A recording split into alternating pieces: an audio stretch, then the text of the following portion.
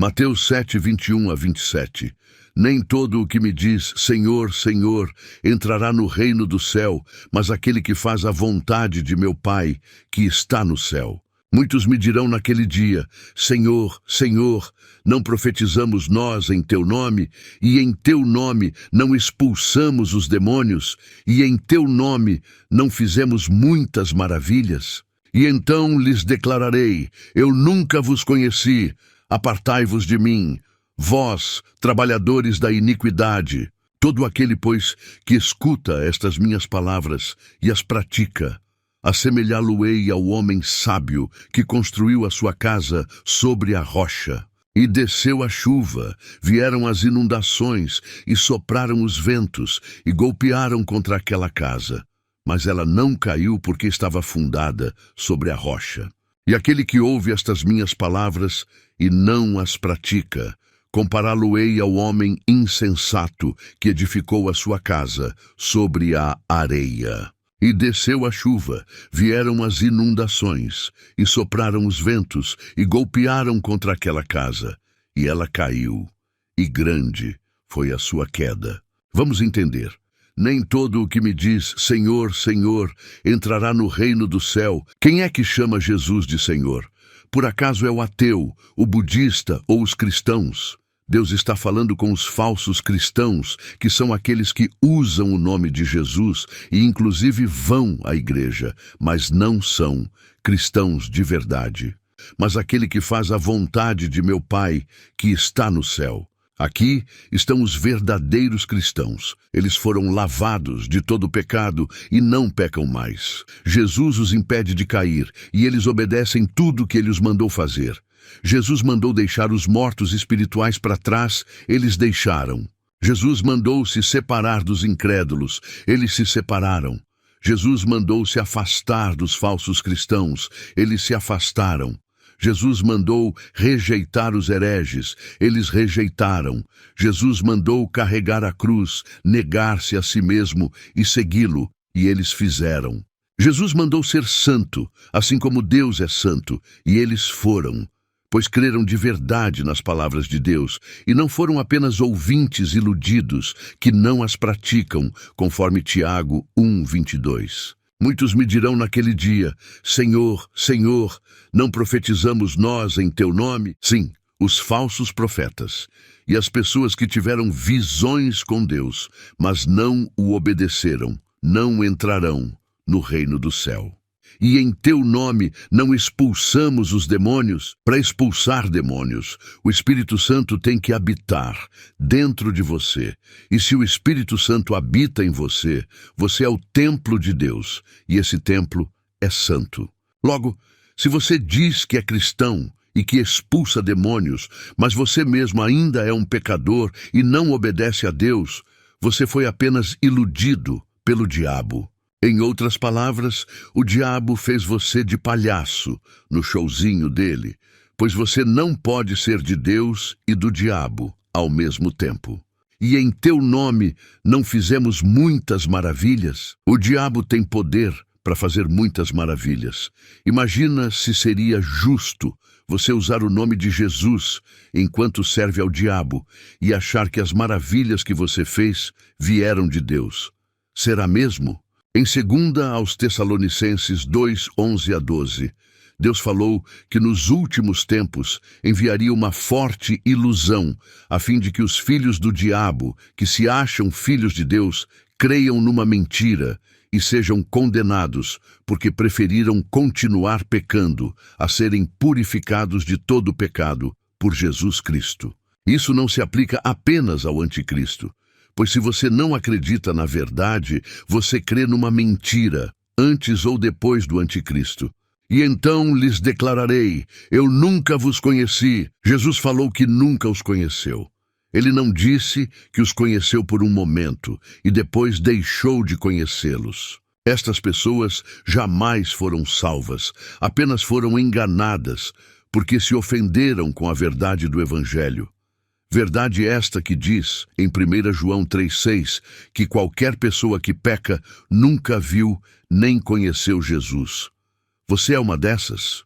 Apartai-vos de mim, Vós, trabalhadores da iniquidade. Iniquidade é apenas outra palavra para o pecado, assim como injustiça. As pessoas que Jesus vai separar da presença dele são os falsos cristãos, pois são pecadores, visto que nunca conheceram Jesus. Todo aquele, pois, que escuta estas minhas palavras e as pratica. Escutar e praticar significa ouvir e obedecer. Escutar e fazer conforme foi mandado. Assemelhá-lo-ei ao homem sábio. Em Provérbios 9:10, a Bíblia diz que o princípio da sabedoria é o temor do Senhor. Logo, todo aquele que é sábio teme o Senhor. E se o teme, faz aquilo que ele manda, e não é apenas um ouvinte, mas um cumpridor da palavra, que construiu a sua casa sobre a rocha. Quem é a rocha? Jesus é a rocha. E desceu a chuva, vieram as inundações, e sopraram os ventos, e golpearam contra aquela casa. A chuva, as inundações e os ventos fortes são as aflições, os sofrimentos e tribulações que acontecem na vida do verdadeiro cristão, a partir do momento que ele decide obedecer Jesus e carregar a sua cruz. Em Filipenses 1:29, Deus nos diz que o verdadeiro cristão não apenas crê em Cristo, mas também sofre por ele. Você é um verdadeiro cristão que carrega a sua cruz ao renunciar de tudo e todos que ofendem a Deus? Ou é apenas um iludido? Mas ela não caiu porque estava fundada sobre a rocha. Exatamente, o verdadeiro cristão está firmado em Cristo e não cai, pois Cristo o impede de cair, conforme Judas 1:24. Esse cair não se refere apenas a não cair em pecado, mas a não cair frente a qualquer tipo de tentação do diabo para incitá-lo a voltar atrás, a largar a sua cruz e a desobedecer o que Deus o mandou fazer. Se você se separou do seu melhor amigo, pois ele não quis saber de viver para Jesus, e o diabo te tenta, de todas as maneiras, a voltar a ser amigo dessa pessoa, o verdadeiro cristão não volta atrás, pois ele bem sabe que foi Deus que o mandou se separar dessa pessoa, e Deus não quer união de cristão com pecador. E aquele que ouve estas minhas palavras e não as pratica, estes são a maioria dos falsos cristãos. Cantam para Jesus, fazem tudo para Jesus, mas por dentro continuam sendo pecadores, desobedientes e se ofendem com a verdade de Deus quando ela pisa no calo deles. Compará-lo-ei ao homem insensato. Jesus falou em Marcos 7:22 que insensatez é um pecado. Não dar ouvidos a Deus é a maior e pior insensatez que você pode cometer na sua vida, que edificou a sua casa sobre a areia. Se você edifica a sua casa espiritual sobre a areia, você a edifica sobre qualquer coisa que não é a pura verdade de Cristo. Pode ser uma doutrina falsa, um evangelho incompleto, uma salvação imaginária ou qualquer outra coisa, mas não é o que Deus manda fazer. E desceu a chuva, vieram as inundações, e sopraram os ventos, e golpearam contra aquela casa. Novamente, a tribulação vem tanto contra o verdadeiro cristão, quanto contra o falso cristão. O que difere um do outro é o solo sobre o qual eles estão firmados. Quem ouve a palavra de Deus e a cumpre, independentemente de qualquer circunstância, dificuldade, perda ou renúncia, está firmado na rocha, que é Cristo. Mas o que acontece com a casa espiritual do falso cristão? E ela caiu, e grande foi a sua queda. Pois é, a casa dele cai, pois ele não consegue vencer as tentações do diabo, sejam elas quais forem, visto que ele não é um filho de Deus. E não sendo filho de Deus, o reino de Deus não habita nele. Ele não tem o Espírito Santo. E Jesus, que é o único que o impediria de cair, não o salva.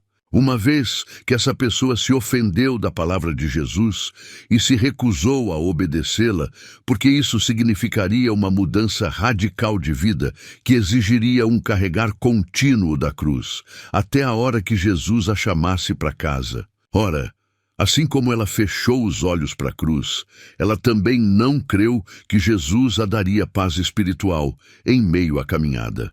Mas ela é incrédula, e o preço da incredulidade vai pagar. Esta é a diferença entre o salvo e o condenado. Um crê de verdade, em tudo, não se envergonha da palavra de Jesus, não escolhe o que seguir e o que não seguir. É obediente até a morte e ama servir a Deus. E o outro crê só naquilo que lhe traz conforto, faz só aquilo que lhe apetece, rejeita a cruz verdadeira, vive do jeito que ele escolhe e não do que Jesus manda viver, e cria uma cruz imaginária para fingir que é cristão verdadeiro, enquanto na realidade cospe na face de Cristo todos os dias. Se comporta igual os judeus que negaram Jesus e mandaram crucificá-lo.